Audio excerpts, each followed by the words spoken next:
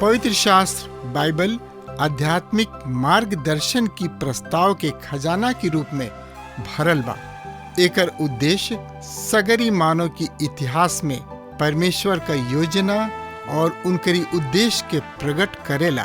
पौलुस कहलन, सगरी पवित्र शास्त्र परमेश्वर की प्रेरणा से रचल गई और सिखावे, ताड़े, सुधारे और धर्म की शिक्षा खातिर उपयोगी हवे, ताकि जे केहू परमेश्वर का होखे उ कुशल से होखे और हर एगो भल काम जिंदगी खातिर सजल रहे।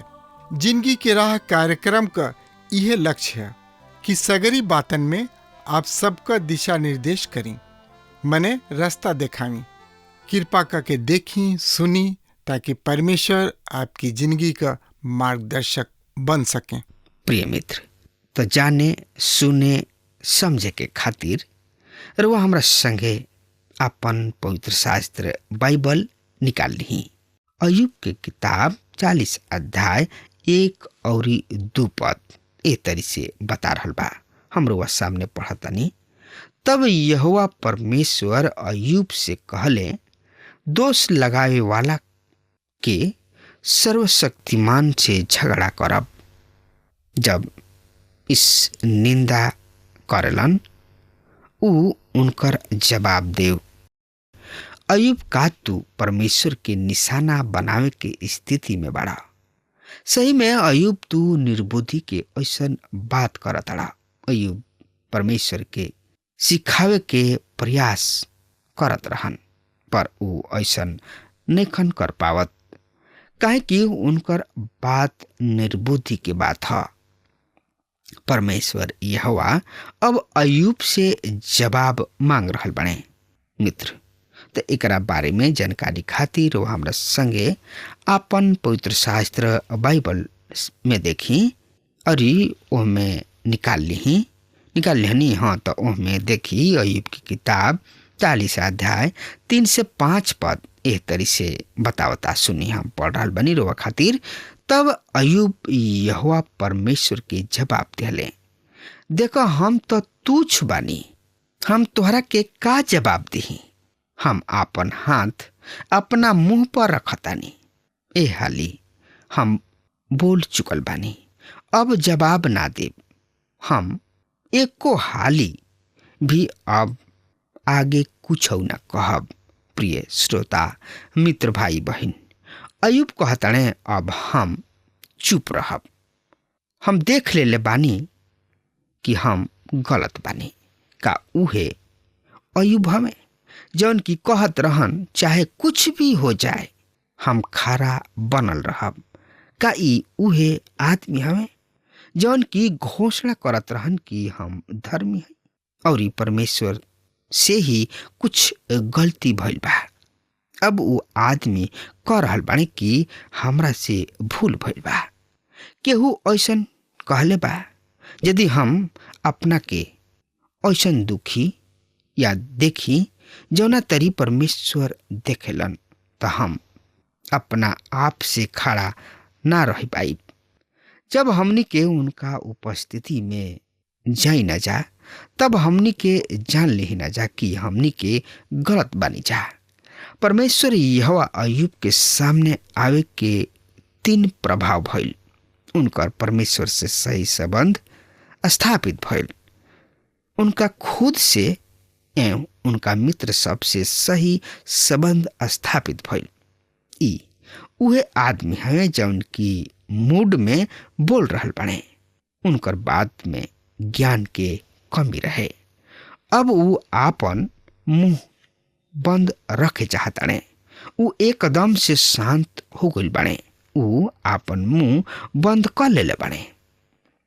प्रिय श्रोता मित्र भाई बहन, तो एकरा बारे में औरी जानकारी खातिर वह हमारा संगे अपन पवित्र शास्त्र बाइबल निकाल लिहनी। हाँ, तो ओह में देखी अय्यूब की किताब 40 अध्याय 6 पद से लेके 8 पद तक एह तरी से बता रहल बा। तब परमेश्वर यहोवा अय्यूब के आंधी में से जवाब दिहले, अब पुरुष के समान अपन कमर कस ले, हम तोहरा से पूछब और तू ओकर जवाब देबा। का तू सचहू हमरा न्याय के व्यर्थ ठहराइबा? का हमरा के दोषी ठहरा के अपना आप के निर्दोष ठहराइबा? प्रिय श्रोता मित्र भाई बहन, तूफान बड़ा ही तेज के साथ चल रहल बिया। परमेश्वर आंधी में से अय्यूब से बतियावत बाणे। ऊ अय्यूब से कह रहल बाणे और परमेश्वर दोबारा अय्यूब से सृष्टि के आधार पर बात करत बाणे। अय्यूब चारों ओर देखा, बहुत ऐसन बात जौना के तू नहीं खजानत। तू हमरा पर कैसे दोष लगा सकता, कैसे हमरा न्याय के दोषी ठहरा सकता। प्रिय श्रोता मित्र भाई बहन, आज ऐसन बहुत से लोग परमेश्वर के विषय में उल्टा पुल्टा बात करेलन। हम ऐसन बहुते मसीही सबके परमेश्वर के बारे में उल्टा पुल्टा बात सुने के मिलेला, यानी कि करेला लोग। श्रोता मित्र भाई बहन, हमने के परमेश्वर के बात करत समय बहुते ही सावधान रहे के चाहिए। हमने के वचन के अनुसार बातचीत करे के चाहिए। ई बात तो स्पष्ट बा कि सही में अय्यूब के परमेश्वर के ज्ञान ना रहे।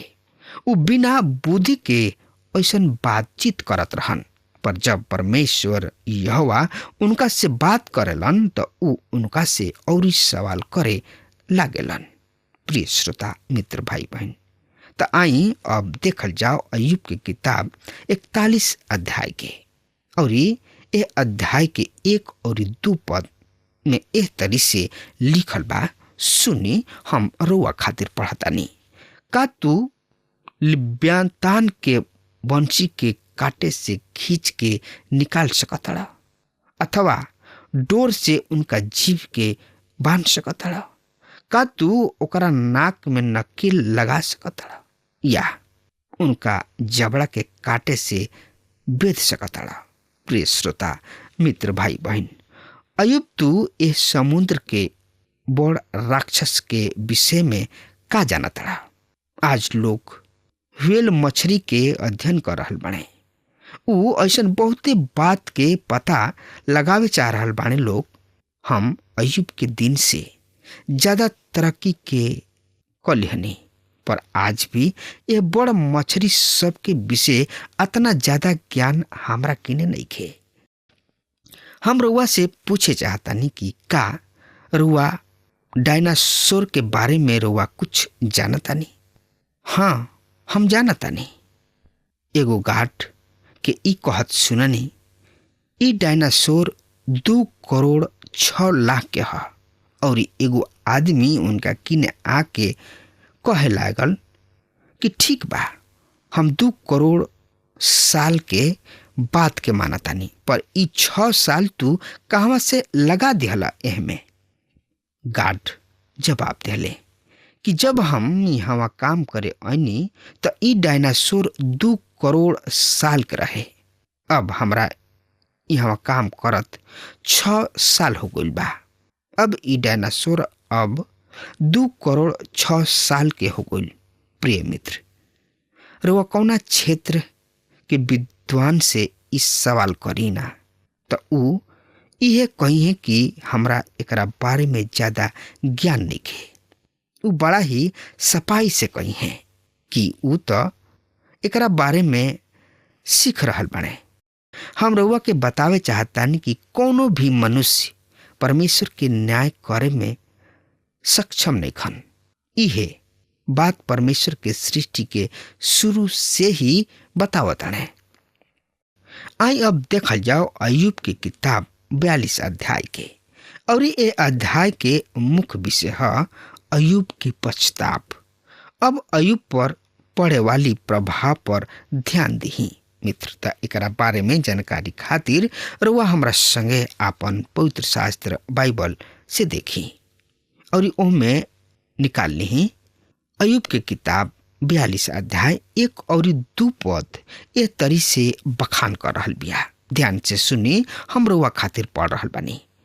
तब अयुब यहोवा परमेश्वर के जवाब दिले, हम जानतानी कि तू सब कुछ कर सकताड़ा तथा तोहर कोनो युक्ति विफल नहीं कइल जा सकत। का राउर परमेश्वर एह तरीके हमें का वो सब कुछ कर सकत है। परमेश्वर के बारे में एगो पुराना कहावत बिया, का परमेश्वर अतहत बड़ चट्टान बना सकत है जौन के ऊ खुद ना उठा पाई है। इ त एगो आदमी से ई सवाल पूछे के समान बा कि का तू अपना मेहरारू के कभी भी मारला। रउआ देखी, रउआ फंस गइल बानी, चाहे रउआ एकर जवाब हमें दी या ना में। परमेश्वर के विषय भी इस सवाल के कोनो जवाब नहीं खे, काहे कि ऊ कुछ भी गलत नहीं कर सकत।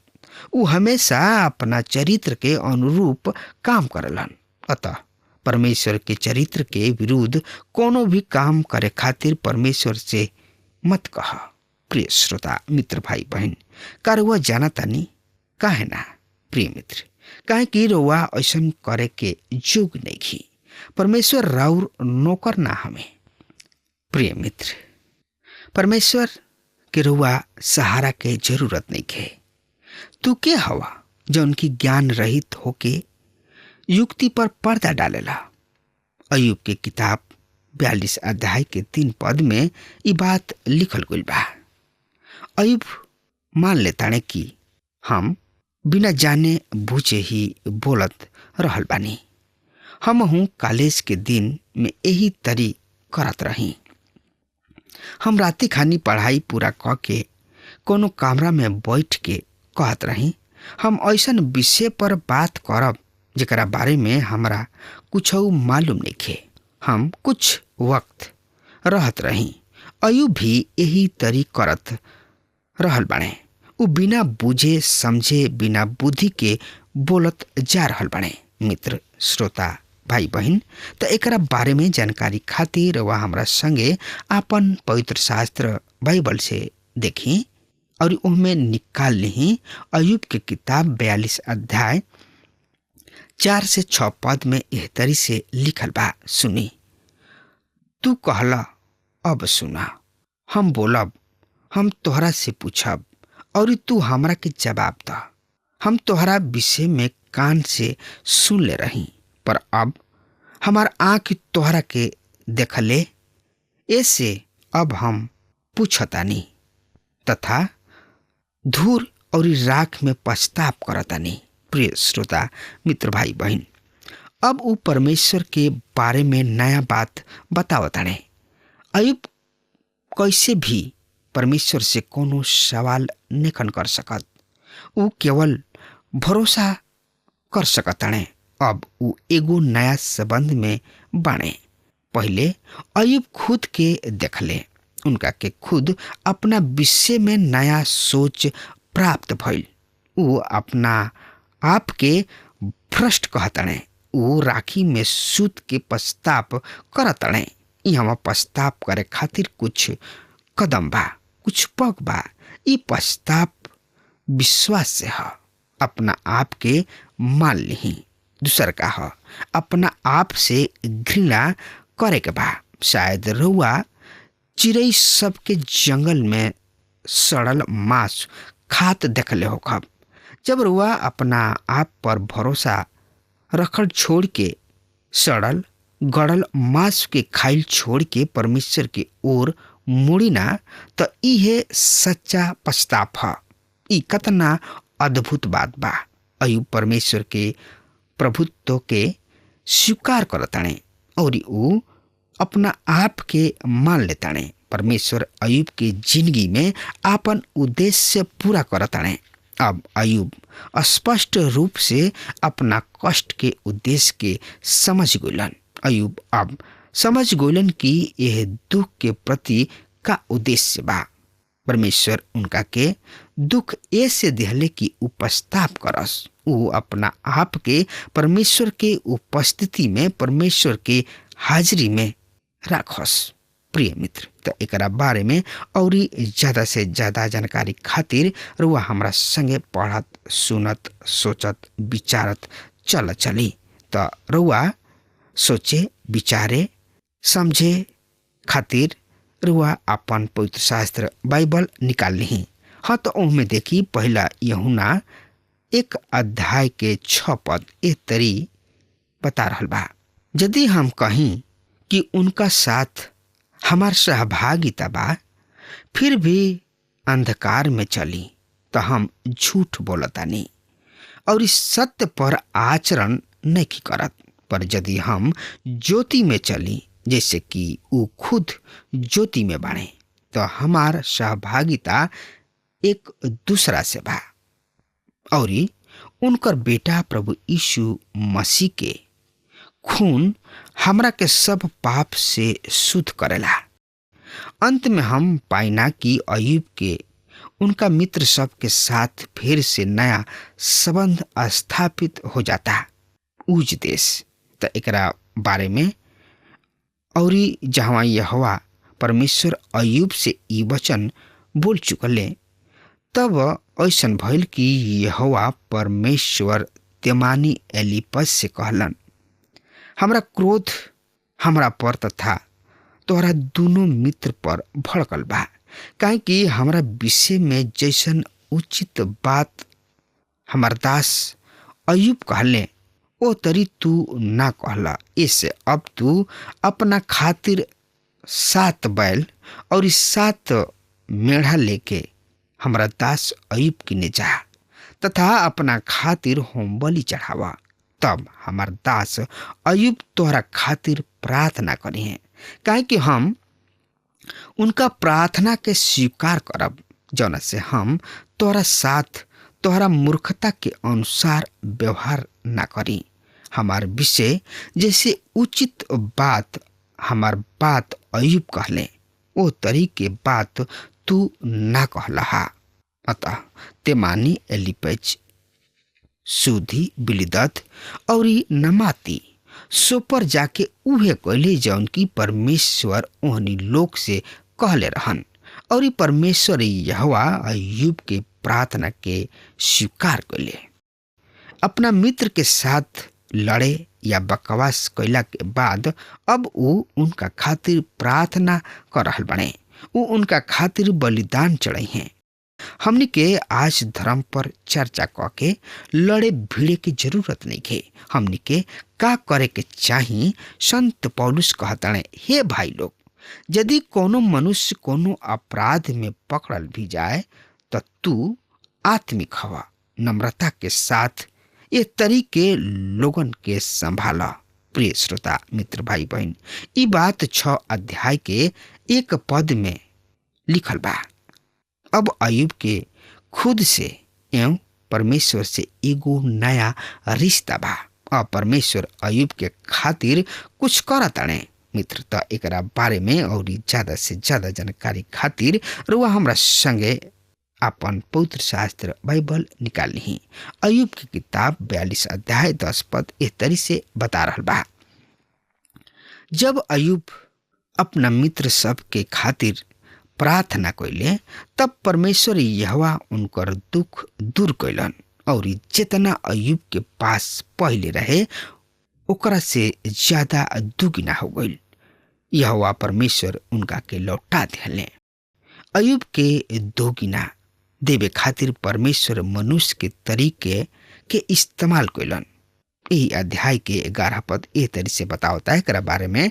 तब उनकर सब भाई बहन तथा पहले के जान पहचान वाला उनका किने आके उनका घर में उनका साथ खाना खइले तथा यहोवा परमेश्वर द्वारा उनका पर ले आवल गुल सब विपत्ति के विषय में उनका के सहानुभूति संतावना दिले। फिर प्रत्येक उनका के एगो सिक्का और सोना के एक गो अंगूठी दिले। यहोवा परमेश्वर अय्यूब के पिछला दिन के पहला दिन से भी अधिक आशीषित कैलन अब उनका किने 14,000 भेड़ बकरी, 6,000 ऊंट, 1,000 जोड़ा बैल, 1,000 गदही हो गईली स। उनकर 7 बेटा और 3 बेटी भी पैदा भइल। और ऊ पहिलका के नाम यमीमा, दूसरका के नाम कसिया तथा तीसरका के नाम केरेन हपुक रखले। देश भर में अयूब के बेटी के समान सुगर लड़की केहू न रहे। उनकर पिता अयूब ओहनी के भाई सब के साथ मिरास दिले। एकरा पश्चात ऊ अयूब 140 बरिस जीवित रहले तथा अपना बेटा और नाती पोता के 4 पीढ़ी तक देख पावले। और अयूब बूढ़ा और लंबा उम्र जी के मुँह गईले। विपत्ति आइल, लेकिन ओकरा से ज्यादा परमेश्वर उनका के दे दिले। जौन उनकर लुटा गई रहे, सत्यानाश हो गई रहे।